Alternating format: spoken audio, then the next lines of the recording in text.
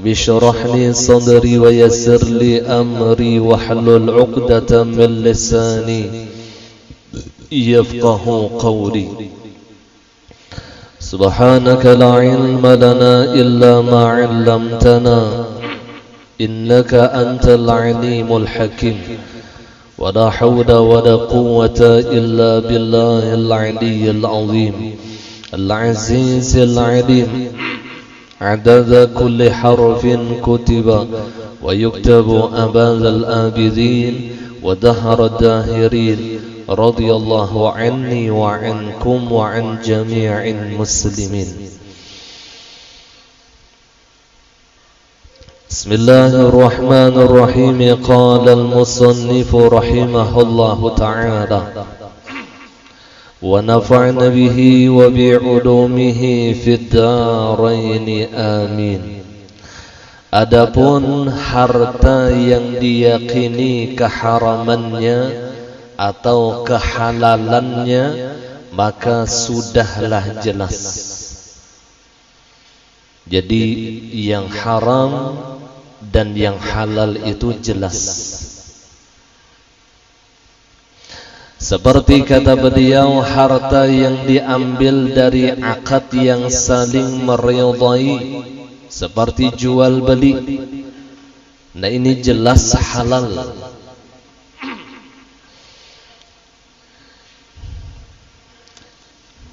Ada penjual, ada pembeli, kemudian ia saling meridai.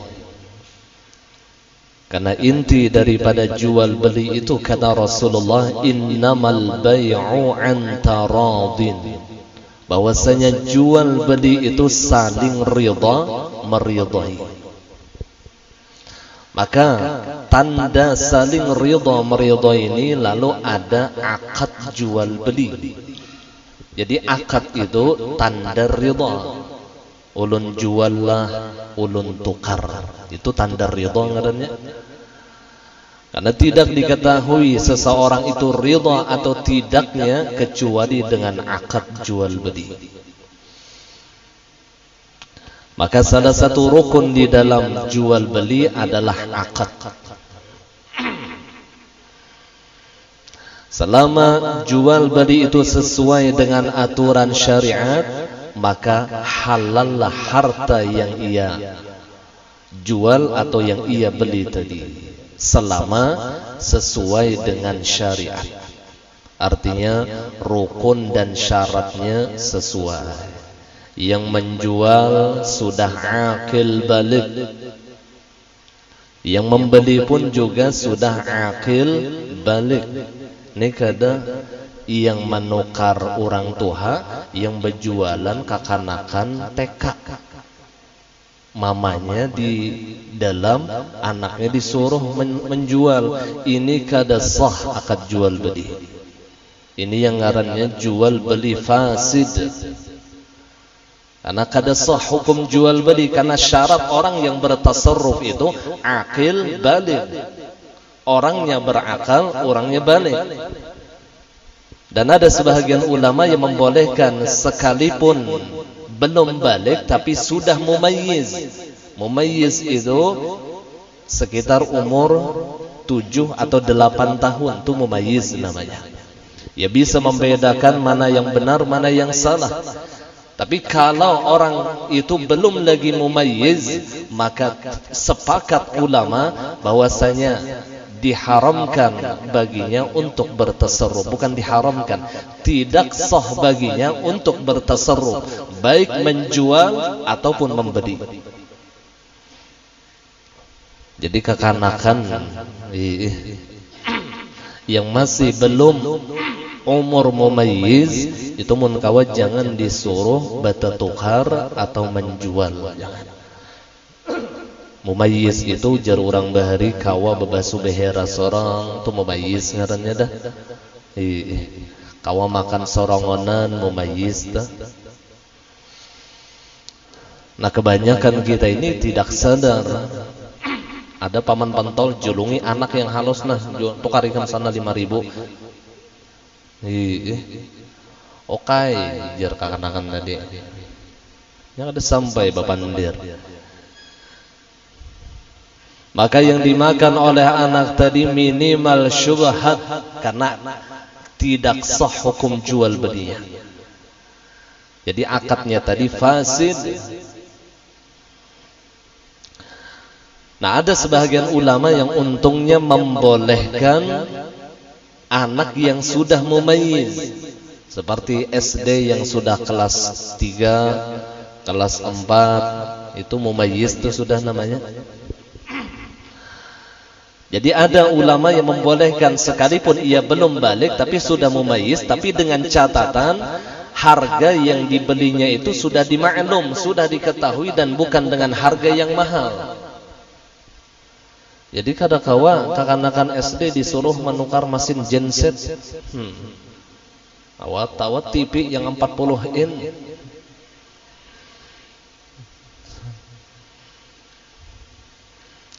Jadi ada beberapa orang yang di dalam syariat itu yang tidak sah mereka bertasarruf. Bertasarruf itu menjual, membeli atau melakukan muamalah lain. Ya salah satunya tidak berakal. Ini tidak boleh bertasarruf. Yang kedua, belum balik, tapi ada sebagian ulama yang membolehkan selama sudah mumayyiz. Kemudian yang ketiga, orang yang bodoh, safih. Orang bodoh gila kada, cuman bubungulan. Para kayak setengah gila sudah. Orang bodoh, mereka tidak boleh bertasarruf kecuali didampingi oleh wali. Ada walinya, ada pamannya kah, ada abahnya kah, ada dingsanaknya kah, maka mereka boleh bertasarruf. Ini kada orang yang bubungulan tadi membawa HP, lalu kutukarlah HP kamlah. Iya berapa? 10.000 aja ditukari. Kuitannya menukar 5 juta. Si kawan tadi karena yang bebungulan dari menjual 10.000, tabusinya 20.000 biar aja rugi 10.000. Ada rugi bang tuh ngarannya tuh membunguli orang. Jadi harus didampingi oleh wali. Dan salah satu juga yang tidak boleh bertasarruf, cuman ini tidak berlaku di negara kita, orang yang bangkrut yang banyak hutang. Jadi seandainya mereka ingin membeli sesuatu itu tidak dibolehkan kecuali dengan berhutang lagi. Jadi orang yang bangkrut itu ini dilakukan di negara Malaysia. Jadi Malaysia itu ada hukum muflis.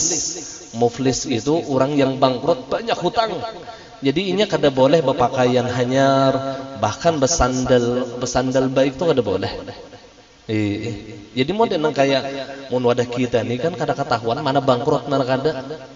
Ada yang pakaian necis kayaknya hibah kelon hutang. Ada yang baju kaos biasa harus yang sugihan orangnya. Nah di negara, sebahagian negara itu menerapkan hukum muflis, hukum orang yang bangkrut. Ya salah satunya di Malaysia. Jar guru ulun juga pang dahulu lah, ulun ini ada suah juga ke Malaysia. Ujar sidin ada hukum muflis di Malaysia itu. Jadi kendaraan kada boleh, mobil kada boleh berjalan batis tuh bang. Kan lah. Jadi tidak ada unsur gharar pada akhirnya. Akhirnya kada kau menipu orang dengan pakaian seperti itu. Jadi diberlakukan. Jadi muflis ini salah satu orang yang tidak boleh bertasarruf.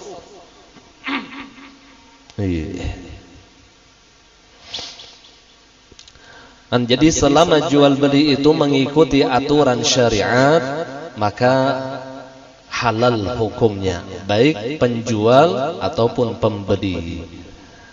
Artinya tidak melakukan tipu menipu kepada barang yang dijualnya, seperti mengurangi timbangan atau menutupi aib dan lain sebagainya. Jadi seharusnya para pedagang itu faham dengan aturan jual beli di dalam Islam. Seharusnya faham rukun-rukunnya, syarat-syaratnya.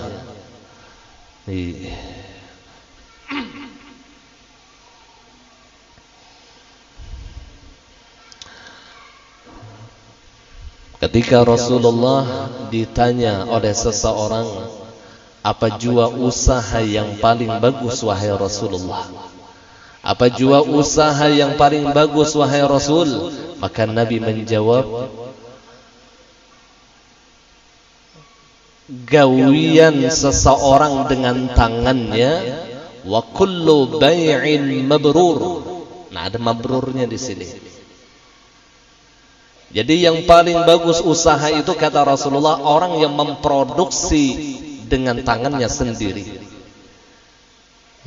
Yang kedua, wa kullu bai'in mabrur, tiap-tiap jual beli yang baik mengikuti syariat. Kada yang asal undan aja berdagang ini mau umpati Rasulullah, cuman umpatlah aturan syariat Rasulullah. Kada yang asal jual beli itu kada. Mengikuti aturan syariat di dalam masalah jual beli, apa rukunnya, apa syaratnya, bagaimana yang namanya khiyar, bagaimana akad ribawi, ia harus tahu. Nah kemudian mahar dan upah. Jadi mahar itu halal. Mahar sesuatu yang diserahkan oleh laki-laki kepada pengantin perempuan. Ada kalau mahar, biasanya mahar ini yang murah-murah aja bang lah.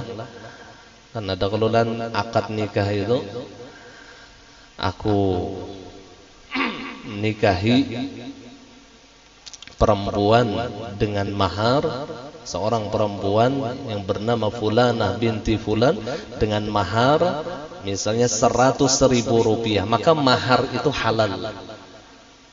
Jadi kita menceritakan mana gerang harta yang halal termasuk mahar. Bahkan mahar ini kata ulama termasuk harta yang bagus diulah pipikat untuk penglaris rezeki. Jadi duit mahar itu pian harat karena barokahnya luar biasa. Nah ada juga bebinian masih menyimpan duit mahar. Karena duit mahar itu bukan ampun lelakian, diserahkan kepada perempuan. Jadi disimpan duit mahar jadi mun kawa dijadiakan pipikat telah itu barokahnya luar biasa. Orang yang nikah itu barokahnya luar biasa, duit maharnya saja berkah. Ada di dalam kitab Budurus Sa'adah ulun pernah membaca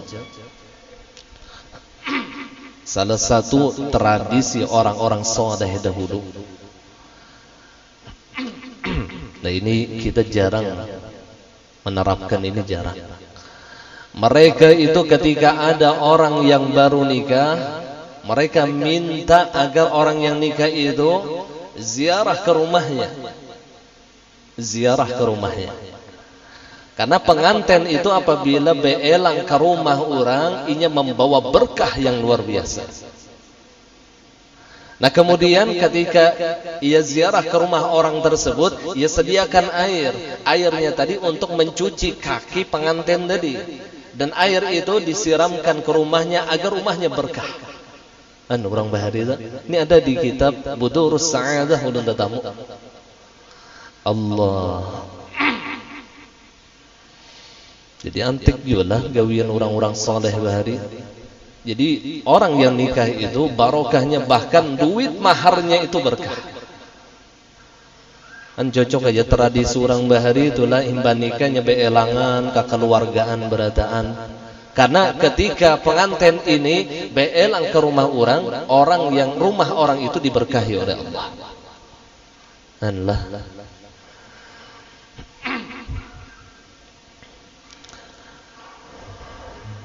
Jarang nih sudah kita membahari masih tak amalkan mengenai ini lah. Yang kujuk-kujukan pengantinan tuh beelang ke situ kemari tuh. Wah ini kan ada lagi sudah. Bisa menyewa hotel habisnya. Atau bulan madu. Padahal mereka itu luar biasa berkahnya. Bagi keluarganya diberkahi Allah.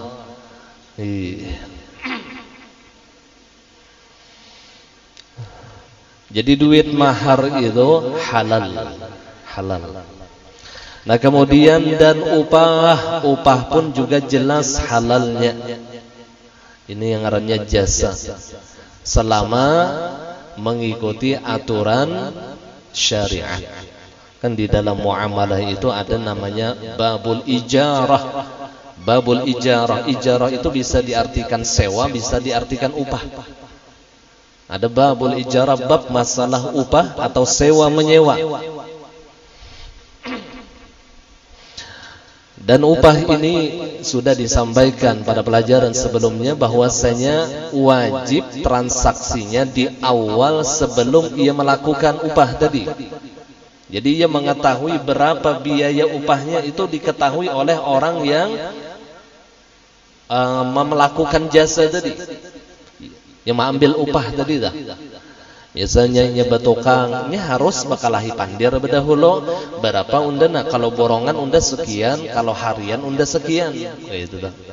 Ibarat ojek sampai sana sekian biayanya, kalau sana sekian biayanya. Jadi disebutkan seperti itu di awal transaksi, bukan sesudah transaksi, bukan. Di awal ia melakukan upah.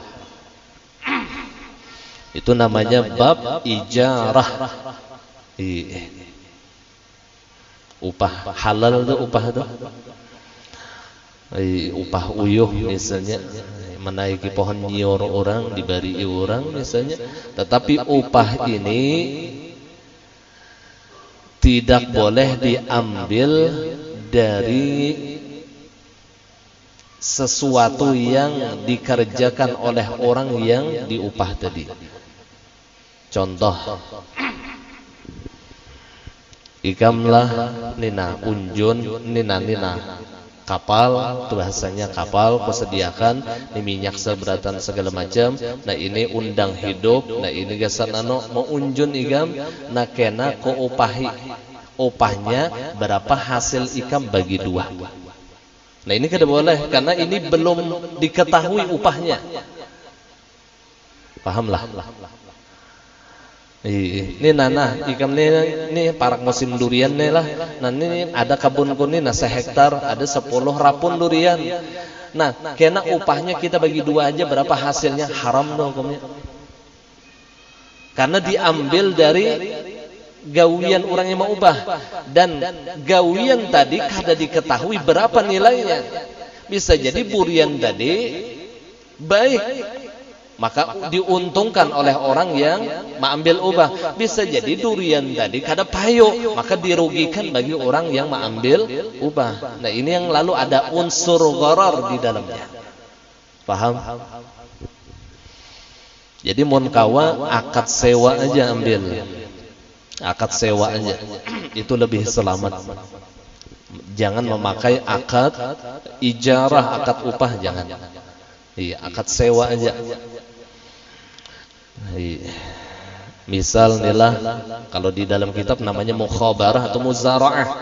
Mukhabarah itu si ampun tanah ini memodali paung gasan petani. Nah ikam gawi di tanah kunena, unda paungnya hasilnya bagi dua, namanya mukhabarah. Nah sedangkan muzara'ah paungnya jadi dari petani. Nah ini ada aku tanah, paungnya ikam menyediakan, gawi aja hasilnya bagi dua, maka mukhabarah dan muzara'ah ini hukumnya haram di dalam Islam. Haram. Karena tidak diketahui berapa hasilnya, bisa jadi gagal panen. Kan kada tahu bang. Bisa jadi yang diuntungkan orang yang mengambil upah, atau yang diuntungkan orang yang memiliki tanah tadi. Atau sebaliknya dirugikan salah satu daripada keduanya. Allah. Jadi yang munkawa memakai akad sewa. Nah undani nalah menyewa tanah nah gasan bahuma. Nah kena hasilnya nah itu ngarannya ujar-ujar ulama ini sewa perjanjian dengan sepertiga hasil. Nah ini boleh. Jadi akadnya akad upah. Karena hasilnya hasil sewaan tadi sepertiga hasil atau setengah daripada hasil. Cuman bukan upah akadnya, tapi memakai akad sewa. Itu halal.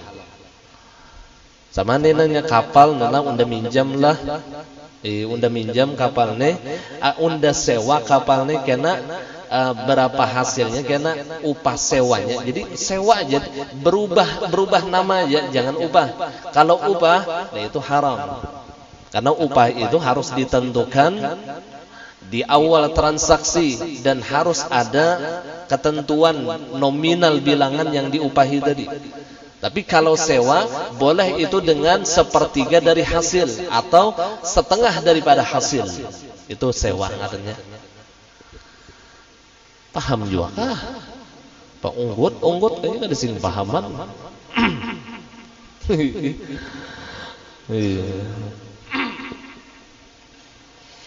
Allah, sebenarnya banyak Bian masalah jual beli ini yang harus dibahas tuh.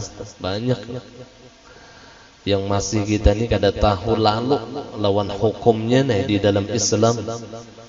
Banyak yang perlu dibahas tuh banyak. Dan ini berkenaan antara halal dengan haram. Makanya terhenti sesuatu yang halal dan haram itu di dalam ilmu mengetahui tentang halal dan haram. Artinya seseorang tidak akan bisa mengetahui, tidak akan bisa mendapatkan rezeki yang halal apabila ia tidak mengetahui bagaimana cara mendapatkan rezeki yang halal. Sama halnya di dalam masalah ibadah, seseorang tidak akan diterima amal ibadahnya kecuali ia mengetahui ilmu daripada ibadah tersebut. Nah ini yang disebutkan oleh ulama, qabulul a'mal asyaddu ihtimaman minal amal. Mencari agar amal ibadah kita diterima oleh Allah itu jauh lebih penting daripada beramal itu sendiri. Salat itu ibadah. Tetapi apakah salatnya diterima oleh Allah kalau tanpa ilmu? Sama halnya berdagang itu halal, tetapi apakah ia betul mengetahui tentang halal kalau ia berdagang tanpa mengetahui tentang ilmu dagang secara Islam? Jadi kembali kepada kaidah qabulul a'mal asyaddu ihtimaman minal amal. Mencari agar amal ibadah kita diterima oleh Allah itu jauh lebih penting daripada beramal itu sendiri. Ya bahasa kasarnya menuntut ilmu itu jauh lebih penting. Karena dengan ilmu lah lalu ia bisa mengetahui mana yang halal, mana yang haram. Dengan ilmu ia bisa mengetahui mana salat yang diterima dengan mana salat yang tidak diterima oleh Allah. Dengan ilmu ia bisa memperbaiki akan amal ibadahnya. Dengan ilmu ia bisa mengetahui sesuatu yang dilarang oleh Allah di dalam jual beli. Seluruhnya dengan ilmu. Jadi kalau menuntut rizki yang halal itu wajib, maka menuntut ilmu tentang rizki yang halal pun juga lebih wajib. Lebih wajib. Ya minimal ujarulun dahulu, jikalau kita tidak ada waktunya di dalam menuntut ilmu tentang masalah halal dan haram, minimal apa yang kita lakukan sekarang tanya sama ulama. Itu minimal. Kan kita kada begawi umum juga lah. Yang berdagang bertanya dengan ulama bagaimana dagangan yang sah secara Islam, bagaimana rukun di dalam jual beli, apa syarat di dalam jual beli, apa yang dilarang di dalam jual beli. Itu minimal. Yang jadi karyawan, bagaimana cara ia menjadi karyawan yang rizkinya itu halal. Jangan korupsi waktu, kan itu dahulu. Imbatu pulang jangan membunguli atasan, mengumpati prosedur, jujur, amanah, kan gitu dah. Mun karyawan dah. Orang yang mengambil upah dari atasan, maka bagaimana cara ia bekerja? Kalau di dalam kitab Habib Utsman tentang adabul insan itu disebutkan salah satu adab orang yang bekerja mengambil upah adalah ahli di dalam bidangnya. Ahli di dalam bidangnya. Jikalau ia bekerja sebagai mekanik, memang ia ahli di dalam mekanik. Jikalau ia bekerja sebagai driver atau tukang supir, memang ia ahli driver. Karena kembali kepada hadis Rasulullah, "Idza wusidal amr li ghairi ahlihi fantadhiris sa'ah." Ketika disandarkan suatu perkara bukan kepada ahlinya, maka tunggulah kehancuran. Jadi salah satu adab bagi orang yang mengambil upah adalah ia ahli di bidang yang ia kerjakan. Cuman warai ini hilang ya sudah nengain. Inya kuliah di hukum, kayaknya diandak di Satpol PP. Kan kada cocok ngarannya. Ada kuliah di bidang dakwah, kalinya diandak di PDAM atau di listrik, kan kada cocok. Oh, ini kada main lagi sudah masalah kayak ini. Makanya kenapa Indonesia ini kada mau maju, karena orang yang duduk di bidangnya bukan ahlinya. Yang jadi penceramah nggak pernah masuk pesantren, baca kitab nggak bisa, modal YouTube cuman Google. Yang bekerja di pengadilan agama, yang bekerja di Kementerian Agama, nggak paham tentang masalah agama. Ada yang lulus SMA saja masuk Kementerian Agama, buta tentang masalah agama. Allah, kada meremehkan kita mengambil dari hadis Rasulullah, "Idza wusidal amr li ghairi ahlihi fantadhiris sa'ah."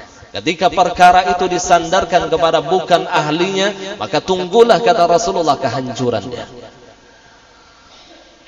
Sehingga kerjanya tidak berkualitas.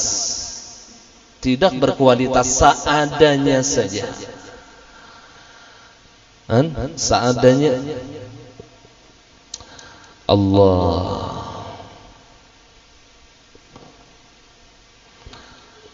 Nah ini yang perlu nilah. Lain bang, mun urusan tenaga aja itu kada perlu keahlian macam-macam, yang penting kuat. Misalnya mencangkol, penting kuat ya sudah. Ada bang orang kada bisa mencangkol sabo. Itu beda dengan keahlian. Ada keahlian khusus. Jadi kalau ingin kerja kita berkualitas, ujar Habib Utsman, ia ahli di bidangnya. Ahli di bidangnya. Kemudian adab yang kedua, kata beliau, bagi orang yang mengambil upah, adab yang kedua, bahwasanya ia melebihkan pekerjaannya dari semestinya. Ia lebihkan pekerjaannya dari seharusnya. Pahamlah. Kalau bahasa yang lain adalah gaji kopral cuman gawian nang gaya jenderal. Kayak itu tak? Gajinya halus saja, cuman kualitas kerjanya nang kayak jenderal. Maka insya Allah kalau ia bekerja demikian, lekas naik pangkatnya dan ia akan mendapatkan pujian dari orang lain. Namanya akan baik, rizkinya akan berkah. Karena ia bekerja bukan hanya sekadar sebatas yang disuruh, tetapi ia lebihkan daripada yang disuruh. Misal orang nilah disuruh menyapu halaman kantor, kalinya kada lawan ke dalam kantor disapunya. Gitu tak? Maka insya Allah rizki orang ini diberkahi Allah. Dan itu tuh yang ngarannya mau berkualitas di dalam bekerja. Ya seharusnya bekerja 7 jam, digawinya 9 jam. Nah ini ngarannya, dan ia tidak mengambil upah lebih daripada itu. Tetapi namanya baik dan rizkinya akan diberkahi oleh Allah. Bahkan kata Habib Utsman, bukan hanya rizkinya di situ, tapi di tempat lain pun ia akan diberikan rizki oleh Allah, karena ia sudah melakukan kebaikan kepada orang lain. Dan setiap kebaikan pasti dibalas oleh Allah dengan kebaikan yang lebih lagi. Hal jazaa'ul ihsan illa al ihsan. Tidaklah kebaikan melainkan dibalas oleh Allah dengan kebaikan yang berlipat ganda. Artinya, mun kita nih begawi melebihakan gawian kita, jangan berharap minta balas lawan si bos tadi, karena Allah bisa jadi lain membalas, gitu tuh. Allah bisa aja membalas di lain. Jadi kebaikan kita itu lillahi ta'ala,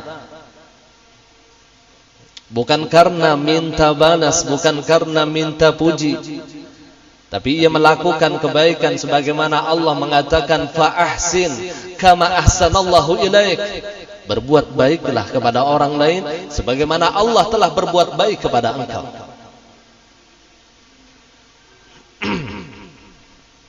Jadi ia melebihkan pekerjaannya. Dan beberapa adab lagi tentang masalah inilah. Nah, kemudian adapun yang tanpa imbalan, kalau tadi kan ada imbalannya tuh. Ini tanpa imbalan seperti hibah. Kalau tadi jual beli itu ada imbalannya, ada barang, ada duit, itu imbalan ngarannya. Ada bini, ada mahar, itu imbalan ngarannya. Ada gawian, ada upah, itu imbalan ngarannya. Maka ini halal. Dan ada rizki yang halal tanpa imbalan. Ini Sidin membagi rizki yang halal nih. Jadi ada rizki yang halal itu yang dengan ada imbalan, ada rizki yang halal itu yang tanpa imbalan. Seperti kata beliau, hibah, artinya barian orang. Datang ke rumah membawa gangan, berarti gangan ini halal karena ini pemberian orang. Datang orang ke rumah memberi amplop isinya 1 juta, wah himong bener. Apa anjir orang nih? Kenapa kisahnya? Kenapa Pak? Udah nak memberi bener halal. Itu namanya hibah. Jadi hibah itu salah satu sunnah Rasulullah. Karena Nabi pernah mengatakan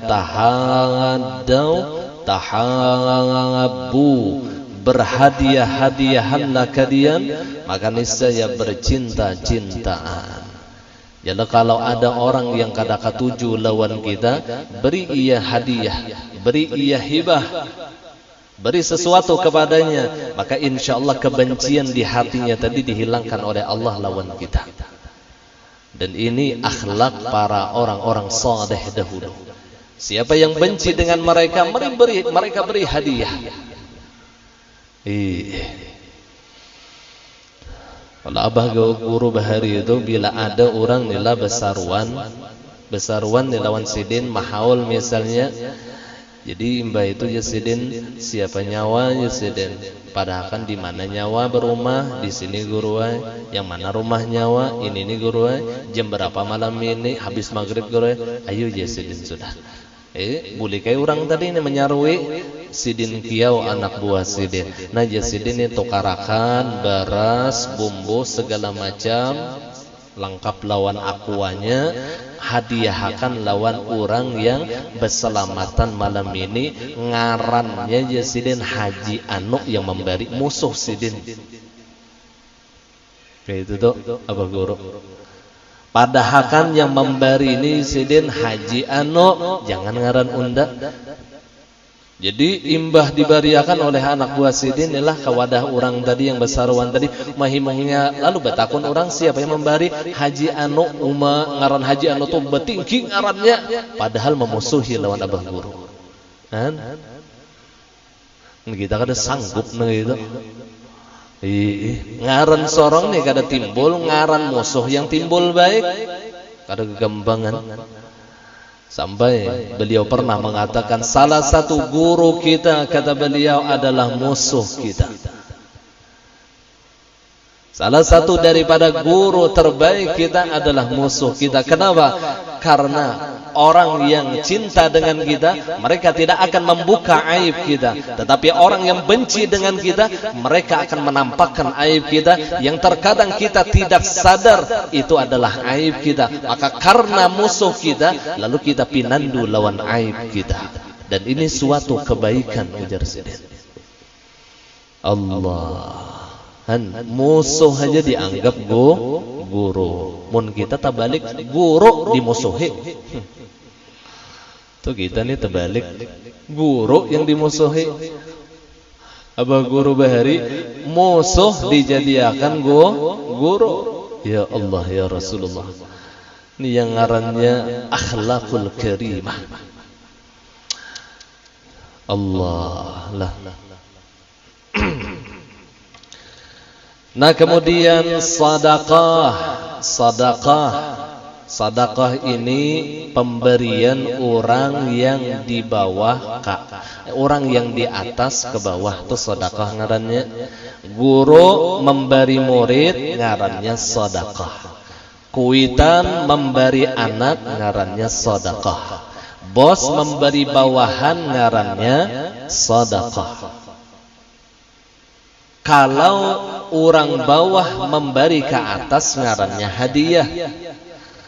Anak memberi kuitan berarti ngarannya anak bahadiah lawan kuitan. Gitu kata-katanya, kita salah kata-kata. Maulun bersadaqah lawan bian bongolnya. Lain sedekah itu orang atas ke bawah. Kalau orang bawah ke atas tuh hadiah. Guru ulun bersadaqah lawan bian, kan diambil guru. Orang soleh bahari apabila muridnya memberikan kalimat sedekah kepadanya, mereka tidak menerima. Berikan kepada orang lain. Kada dibahas sidin juga, mun kawat ganti hadiah atau kada. Berikan kepada orang lain, kata beliau. Ini bukan untukku, tapi untuk orang. Karena atas nama sedekah. Seharusnya atas nama hadiah. Jadi kalau murid memberi guru ngarannya hadiah. Anak memberi kuitan hadiah. Bos anak buah memberi bos ngarannya hadiah. Bawah ke atas. Atas ke bawah ngarannya sedekah. Nah ini ngarannya etika di dalam berbicara. Jadi ada kita adab bepandir itu adab. Jangan asal-asalan sing sambat tuh jangan. Jadi hadiah itu orang atas, orang bawah ke atas. Kalau sedekah orang atas ke bawah. Paham ya kalau lah? Orang atas tadi. Kalau laki memberi bini ngarannya sedekah. Kalau bini menghadiahi laki ngarannya hadiah. Gitu toh. Jadi kada bini bang bersedekah lawan lagi karena memang konsepnya ar-rijal qawwamuna 'alan nisa. Ar-rijal imamul 'iyal. Laki-laki itu imam di dalam rumah tangga. Tapi ada juga laki ini miskin pada bini, tasugih bini. Jadi bini itu memberi laki, maka barian bini lawan laki ngarannya hadiah. Lain sedekahnya ngarannya. Dan itu adab ngarannya adab bepandir. Nah kemudian wasiat. Wasiat ini pun juga halal. Wasiat ini ucapan orang yang masih hidup yang diberikan sesudah meninggal. Itu wasiat ngarannya. Bila unda mati, ini harta unda ini sepertiga bariakan lawan si fulan, atau sumbangakan gasan langgar. Itu ngarannya wasiat. Jadi ketika hidup ia sudah berpesan. Kapan diberikannya? Setelah meninggal. Dan wasiat ini hukumnya sunnah. Hukumnya sunnah. Dan jangan lebih daripada sepertiga harta. Jadi tidak boleh berwasiat lebih daripada sepertiga harta. Inya misalnya diisi duit 3 miliar. Lalu inya berwasiat 2 miliar disumbangkannya. Kada boleh. Kecuali atas persetujuan ahli waris. Jadi minimal maksimal wasiat itu sepertiga hartanya. Bila diisi duit 30 juta, maka wasiat itu jangan lebih daripada 10 juta. Karena 2/3 itu hak ahli waris. Ini ada juga rancak orang yang orang yang kada bijak lah ngarannya, karena inya kada katuju lawan anak dia berataan, lalu diwasiatakannya hartanya ini seberataan gasan pasantren misalnya adalah baik bang kata-katanya, tetapi ini mengambil hak ahli waris dan haram hukumnya apabila ahli warisnya tidak ridha. Bahkan terkadang wah ini kada ada lagi bang hukum haram lawan halal apabila dinotariskan, lalu hukum pemerintah berlaku. Lah, bila sudah dinotariskan hukum pemerintah berlaku akhirnya. Lah. Jadi wasiat itu jangan lebih daripada sepertiga harta. Nah, sedangkan warisan itu harta yang tidak diwasiatkan atau peninggalan si mayit yang dibagikan sesudah meninggal dunia. Jadi warisan dengan wasiat itu sedikit beda. Kalau wasiat itu ada pesan khusus. Wasiat itu ada pesan khusus. Dan warisan ini enggak ada pesan, cuman peninggalan daripada si mayit dari almarhum atau almarhumah. Peninggalannya ada. Maka ini namanya warisan, dan warisan ini pun juga harta yang halal. Jadi jangan dianggap nangkaya harta haram. Unda jangan memakan duit warisan nih ya. Jangan seakan-akan warisan ini duit haram. Padahal warisan itu harta yang halal. Dan ia berhak untuk mengambil harta warisannya. Sekalipun ia adalah orang yang durhaka dengan orang tuanya, maka ia tetap mendapatkan hak warisan. Jadi warisan itu tidak berlaku durhaka atau tidak, tetap ia dapat warisan.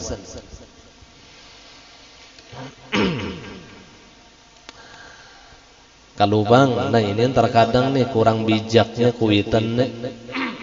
Siapa yang anak disayanginya itu yang terbanyak warisan. Yang kada terlalu peduli lawannya, apalagi rahatan garing kada peduli, nya kada hakun mewarisakan hartanya. Ini orang tua yang kada bijak, orang tua yang jahil di dalam masalah ilmu agama. Seburuk-buruknya anak kita, tetap ia mendapatkan warisan kita. Dulu ada salah seorang ulama, ini kisah dalam masalah warisan. Salah seorang ulama yang galil adab, di orang Arab tu galil adab, sedikit adabnya lawan salah satu zuriat Rasulullah yang masih kecil. Bahkan ia durhaka, bukan masih kecil, ia bukan kecil, cuma bukan durhaka, macal, lain durhaka pang macal. Ini kisah sedikit. Jadi ada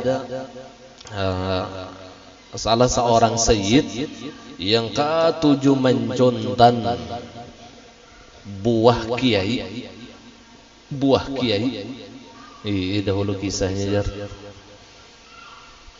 Jadi waktu itu si kiai ini ada sangkal di hati, lalu ditagurnya. Si sayyid ini nih ditagurnya karena mencuri, galolah mencundan. Dan ia melihat akhlak si sayyid ini kada baik, lalu ia benci. Maka ketika itu dimimpikan oleh Allah, di dalam mimpi kiai itu bertemu dengan Hubabah Fatimah Al-Batul. Bertemu dengan Sayyidah Fatimah. Maka ketika di dalam mimpinya itu Sayyidatuna Fatimah itu berpaling berbelakangan lawan kiai tadi. Ujar sang kiai, wahai Fatimah, mengapa engkau tidak berhadap denganku? Ujar Sayyidatuna Fatimah, pian kada beadab lawan anak cucu ulun. Ujar kiai, wajar ulun menegurnya, wajar ulun menyarikinya, karena inya kurang adab wahai Sayyidatuna Fatimah. Inya ketujuh mencuntan buah ulun, kelakuannya macal, nakal segala macam. Jadi wajar aja ulun menyariki. Maka Sayyidatuna Fatimah mengatakan, apakah anak durhaka itu tidak mendapatkan warisan? Itu tuh kata-katanya. Apakah anak durhaka itu tidak mendapatkan warisan dari orang tuanya? Maka sang kiai tadi mengatakan, inggih pun anak durhaka tetap mendapatkan warisan dari orang tuanya. Maka dengan demikian pahamlah sang kiai tadi, biar nakal tuh inya tetap ada warisan kuitan. Nah jadi kita nih kada boleh membeda-bedakan Habib alim lawan Habib kada alim. Jangan dibeda-bedakan. Mereka ada punya khususiyah, mereka punya kelebihan, mereka punya warisan daripada datu-datunya. Habib Macal lawan Habib Soleh jangan dibedakan. Imun kita rancak membedakan. Ini yang menghijab kita lawan Rasulullah.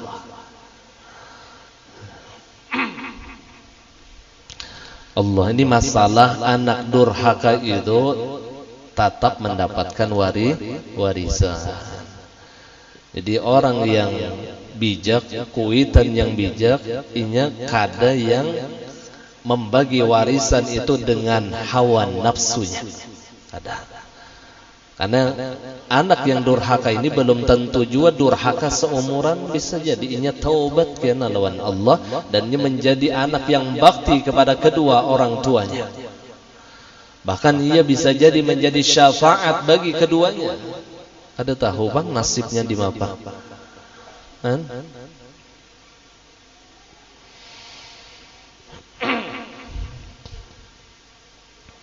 Jadi masalah warisan, jadi yang paling aman itu untuk masalah warisan ialah yang tak aman itu baik dihibahkan berdahulu rahatan hidup. Jadi si anak tuh kada bakal lahian imbah meninggal kuitan. Jadi hibahkan aja, dibariakan ya. Misalnya si kuitan ini beberapa buting berisi aset. Nah inilah bila aku mati, nah ini kubariakan lawan ikam nih hibah ngarannya nih. Nah hibah tuh ngarannya. Nah inilah ini gasan ikam anak pertama, ini akan ikam anak yang kedua, ini ikam anak ketiga, sudah dibagi. Jadi inya ketika meninggal kuitannya kada berabut lagi lawan harta warisan. Karena harta warisan ini pemicu daripada penyakit hasad, dengki. Jadi kata ulama, salah satu penyakit dengki yang terbanyak letaknya adalah di dalam harta warisan. Ini yang lalu bahirian, bahkan berbunuh-bunuhan hanya masalah harta warisan. Ya Rasulullah. Apalagi kuitan tadi pilih kasih, kan? Kada adil lawan anak. Kita boleh cinta kepada salah satu anak kita, tapi kita tidak boleh zalim dengan mereka, artinya tidak adil dengan mereka. Cinta kita boleh melebihkan. Jadi cinta ini kadang-kadang kita yang mengatur kada. Cinta ini anugerah Allah. Misalnya kita berisi 3 ikung anak, ada salah satu anak yang sangat kita cintai, itu sesuatu yang wajar bagi hati manusia. Tapi kada wajar kalau kita membedakan perlakuan kita dengan 3 anak ini, lalu bersifat tidak adil dengan salah satunya. Ini kada wajar. Nah ini yang ngarannya zalim lawan anak. Kalau cinta silahkan cinta. Rasulullah itu sangat mencintai putrinya Sayyidatuna Fatimah Al-Batul, melebihi daripada putri-putrinya yang lain. Tetapi keadilan Rasulullah tetap berlaku kepada seluruh anaknya. I'dilu wa aqrabu littaqwa. Adillah kalian, kata Allah, karena dengan keadilan itu akan mendekatkan di dalam ketakwaan kepada Allah. Jadi jangan kita kalau bisi anak tuh adil, dan adil itu dilihat dari porsinya. Ibarat ngaran adil ini kada yang sama rata tuh, kada anak SMA kita beri 15.000, SMP 10.000, SD 5.000, tuh kada adil lah. Tuh adil ngarannya sesuai porsinya. SMA ini menukar bensin bahkan kendaraan atau nyebat taksi wajar aja. SD ini pulang pas saja mun 10.000. Yang SD ini pulang yang tak pengaran SMP tadi pas saja 10. SD ini pulang pas saja juga mun 5.000 karena keperluannya halus juga. Jadi adil itu bukan menyamaratakan tapi sesuai dengan porsi. Itu adil. Balah menyamaratakan itu terjadi ketidakadilan malahan. Sesuai dengan porsi. Nah kemudian adapun yang tanpa imbalan seperti hibah, sedekah dan wasiat. Nah ini halal. Dan yang diambil secara paksa karena merupakan harta yang tidak terlindung seperti ghanimah. Ini halal juga nih. Sekalipun mendapatkannya secara paksa. Tetapi hukumnya halal. Apa harta itu? Harta ghanimah. Jadi harta ghanimah, harta hasil peperangan, kemudian ia dibagikan harta tadi, maka harta ghanimah ini halal sekalipun ini mengambil secara paksa daripada musuh. Itu namanya ghanimah. Atau harta milik orang kafir yang tidak mendapatkan perlindungan atau jaminan atau bukan kafir zimmi. Ini mun Palestina nih menang nih Israel tuh kalau banyak hartanya tuh ghanimah tuh ngarannya. Bininya tuh misalnya ada tersisa anaknya tuh kawa jadi budak kan adopsi kan seikong. Kawa jadi budak tak. Kalau tawanan perempuan itu jadi budak jariyah. Itu hasil daripada peperangan. Hartanya jadi harta ghanimah dan harta ghanimah itu halal. Jadi harta ghanimah itu halal. Sekalipun diambil secara paksa. Nah beda dengan kafir dhimmi. Kalau kafir dhimmi hartanya itu bukan harta ghanimah. Kafir dhimmi ini orang kafir yang di dalam lindungan Islam, ia mengikuti aturan Islam, ia menghormati dengan Islam, itu namanya kafir dhimmi. Maka kita dilarang menumpahkan darahnya, kita dilarang mengambil hartanya, dan kita dilarang untuk menghina akan kedudukannya. Jadi haram kalau statusnya kafir dhimmi. Dan di Indonesia ini orang kafir itu statusnya kafir dhimmi. Enggak ada kafir harbi, enggak ada. Mereka berdampingan dengan kita baik. Mereka menghormati agama kita. Mereka menghormati kita beribadah kepada Allah. Maka mereka itu ditanggung darahnya, hartanya dan kehormatannya. Darah, harta dan kehormatannya ditanggung. Lalu dingarani dhimmi. Dhimmi itu tanggungan. Nah selain daripada kafir dhimmi namanya harbi. Harbi itu tidak ada tanggungan hartanya, darahnya dan kehormatannya. Dan mereka halal diperangi. Iya nangkai di Israel nih. Kalau ini pian dasar bujur jaka parak nih model nangkai 2 kilo aja. Atau kalau sudah 2 kilo gen mon 200 kilo aja bisa terdatangi sama Israel nih. Kan? Barangnya apakah diulah? Jadi kita doakan aja lagi. Allah kasihan saudara-saudara kita yang ada di Palestina. Kasihan para mujahidin, banyak para syuhada. Ini hari ini berapa ratus pulang meninggal syuhada. Allah, kan maras banget kita melihatnya ini. Jadi kita ini bisanya berdoa aja lagi. Yang diisi harta, yuk donasikan hartanya untuk perjuangan Palestina. Yang kada bisi harta, rancaki berdoa gasan perjuangan mereka saudara kita yang ada di sana.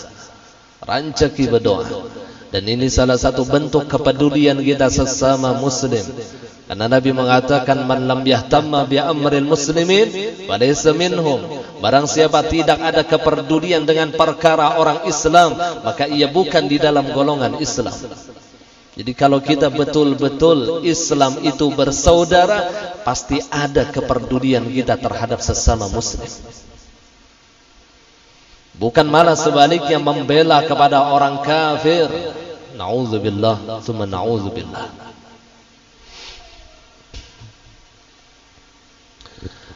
Maka ini adalah halal jika mereka keluarkan khumus darinya. Khumus itu 1/5.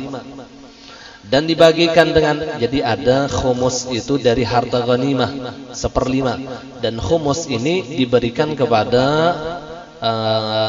para habaib, para syara'if. Itu kalau sebenarnya di Baitul Mal itu ada khumus 1/5 itu gasan cucu Rasulullah.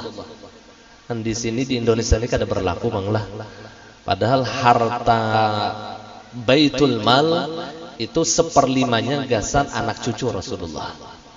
Karena wajar aja kita memberikan kepada mereka dari harta negara. Kenapa? Karena datuknya yang berjuang mati-matian. Wajar aja. Datuknya yang berjuang. Kita merasakan nikmatnya iman, nikmatnya Islam karena datu-datu mereka. Jadi diberikan khumus. Ini ada. Di negara Islam memang seperti itu. Seharusnya Baitul Mal itu diambil. Harta ghanimah itu dikeluarkan khumus 1/5. Maka dari khumus ini lalu Rasulullah itu nyaman. Keluarga Rasulullah itu nyaman.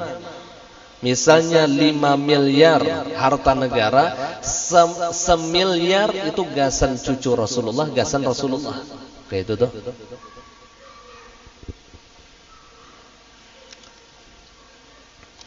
Ini yang dulu dipertanyakan, bolehlah tuan guru itu mengambil amplok, mengambil pemberian orang atau bertarget dengan amploknya? Bolehlah. Lalu diceritakan oleh ulama, itu kadada di zaman Rasulullah, karena Rasulullah kada pernah mengambil hasil daripada dakwahnya. Tetapi di zaman itu Rasulullah mendapatkan khumus. Nah, ini nih catatannya. Nabi itu mendapatkan 1/5 dan keluarganya 1/5 daripada harta ghanimah. Itu dihitung sangat besar. Menwai ini tuan guru adalah dapat 1/5 dari harta ghanimah. Nah itu masalahnya. Nah ini yang lalu, namun kita paham sejarah ini kada rancu, lalu jadinya kada yang suudzon lawan ulama. Ada yang jahat sangka lawan tuan guru tuh kada.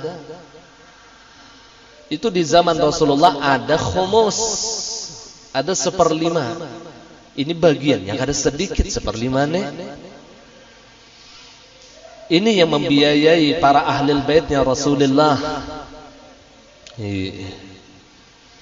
Nah sisanya itu dibagikan dengan adil di antara orang-orang yang berhak. Lalu sisa daripada 1/5 tadi dibagikan secara adil. Atau mengambil, wallah subhanahu wa ta'ala a'lam. Setengah pun lewat. Mohon maaf, minta ridha, minta halal dunia akhirat. Al-Fatihah. Ar-Rahmanur Rahim. Iyyaka na'budu wa iyyaka nasta'in. Ihdinas siratal mustaqim. وغير المغضوب عليهم ولا الضالين آمين آمين يا الله يا رب العالمين. بسم الله الرحمن الرحيم. الحمد لله رب العالمين. اللهم صل على سيدنا محمد وعلى آله وصحبه أجمعين. اللهم نور قلوبنا بنور هدايتك كما نورت الأرض بنور شمسك أبدا أبدا. اللهم انصر الإسلام والمسلمين في فلسطين. اللهم انصر إخواننا المجاهدين في فلسطين. اللهم انصر إخواننا المجاهدين في فلسطين. اللهم انصر